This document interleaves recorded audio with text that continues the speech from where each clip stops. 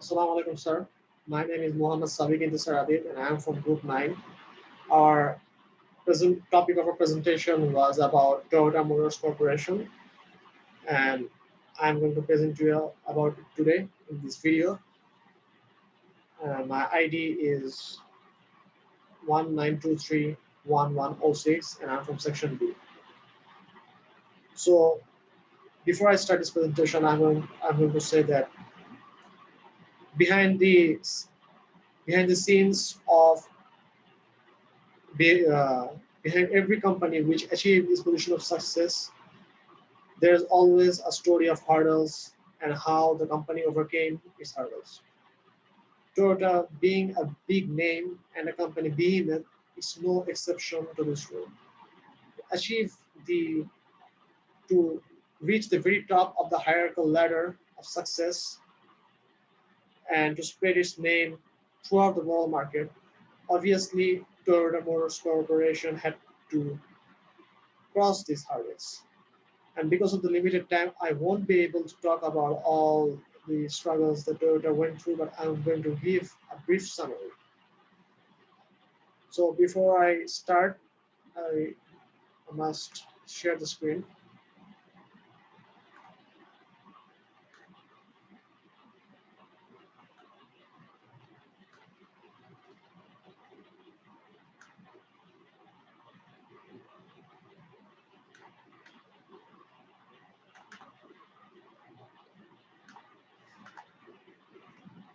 Toyota was founded by Kichiro Toyoda in 1937, and he created this company by reverse engineering Ford and GM cars, and started as division of Toyota Autonomic Loom Works.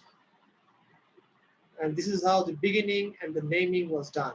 Kichiro Toyota traveled to Europe and US in 1929, started researching gasoline engines by 1930.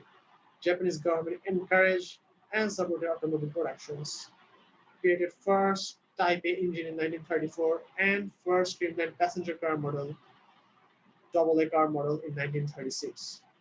Employee workers who previously worked in GM and Ford factories were also employed, and the name of the company was chosen by Rizaburo Toyota. The name was chosen because it took 8 brushstrokes to write in Japanese the number 8, which is considered a lucky number in Japan. And during World War II, Toyota was dedicated to producing trucks for the military. In 1947, it started selling small-sized vehicles named Toyopet, which entered American market in 1957 with Crown, and 1960s started to infiltrate the European market, and in the consequent as a consequent year, 1980s started building plants inside US to avoid tariffs. Kichiro Toyoda never got to see the success of the company because he resigned in 1950, and 2 years after that, he unfortunately passed away. However, because of his revolutionary work, he was known as the Thomas Edison of Japan. And Toyota has a very significant growth. And if you look at this history, you can get clarified how and why it is. For instance, in the ending of 31st of December 2020, it was 78 billion, which is 12% increase. And on 31st December 2020, it was 250, which was again 1042 decline. But on 2020, it was the total annual revenue of 2020 was 275 billion, which is 1.22% increase from 2019, and on 2019 it was 272 billion, which is 2.88% increase from 2018 when the annual revenue was 264 billion, which is also again 3.2% increase from 2017. Now, because the main reason behind such intensive growth rate was because Toyota Motor Corporation had had its role in different functions and in diversified fields. Yeah, for instance, in the production of cells and leases and repairs, especially of trucks, airplanes, buses, boats, and other products in Japan and also in other foreign countries. And in 1960s were a huge time for the growth of Toyota, and in 1965 it proved to be a big year for the company because the Sports 800 was introduced, and this set a new tone for Toyota. And the main reason for this intensive growth was market penetration, how the product development happened, and how it developed into the market. And that brings us to our present condition and the current market value. Because as of 2017, Toyota is the largest manufacturer globally and produces 10 million vehicles yearly. For fiscal year 2019, for example, on 31st of March, Toyota reported net revenue of nearly 30.226 billion yen, which is about $272 billion. And Toyota's market capitalization is 185.4 billion.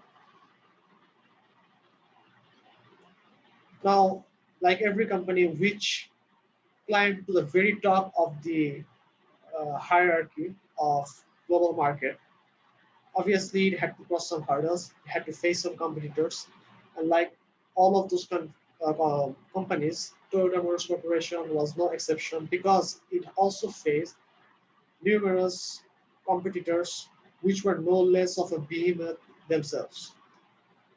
Namely, one of which was Volkswagen, Hyundai, Nissan, Ford, and of course BMW.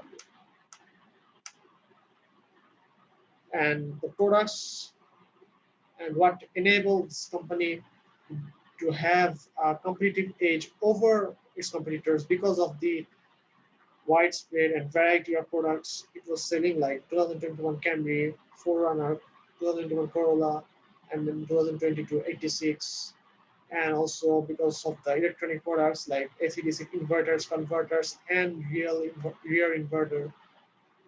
And of course, we cannot but mention the engines like for industrial vehicles, for automobiles, turbochargers, and foundry parts.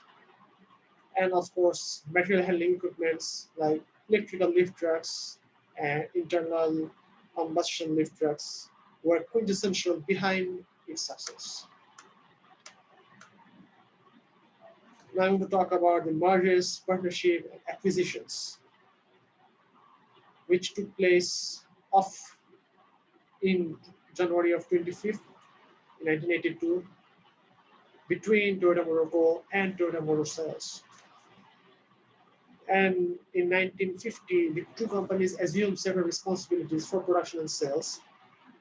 But this proved to be a nuisance because when there's two authority, there's two heads, and of course in the decision making there would always arise some sort of conflict, which would stagnate the decision making and the progress. And after World War II, after the post-war situation, this company had to adapt to the different challenges for which it had to unify. And that's why the presidents of both Toyota Motors Co. and Sales decided to have an agreement in a ceremony so that this merging would happen. And the agreement was as follows.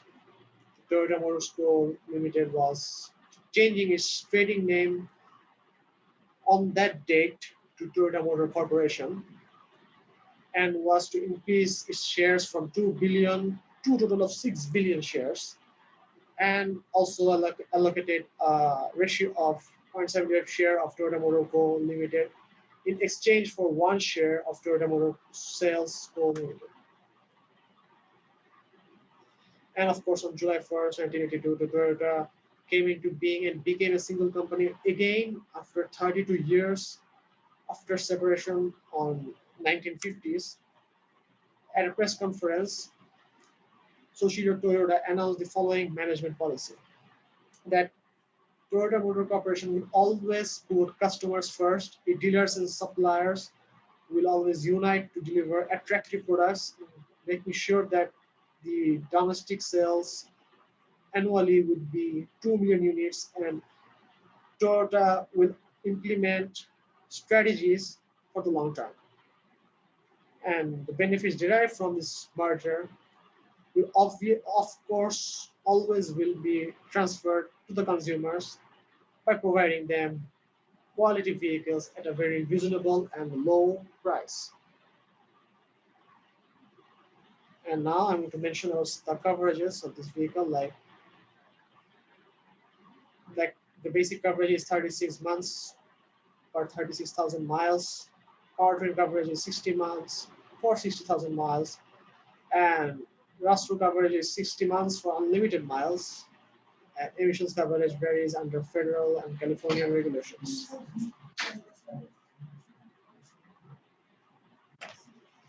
And this happened because of the unique business policies and technology. And this enabled Toyota's main intensive growth strategy, which was penetration in the market. Toyota uses a mix of subsequent rating strategies like market-oriented rating and value-based pricing, the use of leading-edge technology, and vehicles to the consumers. That being said, I'm going to end my presentation here. Thank you for listening.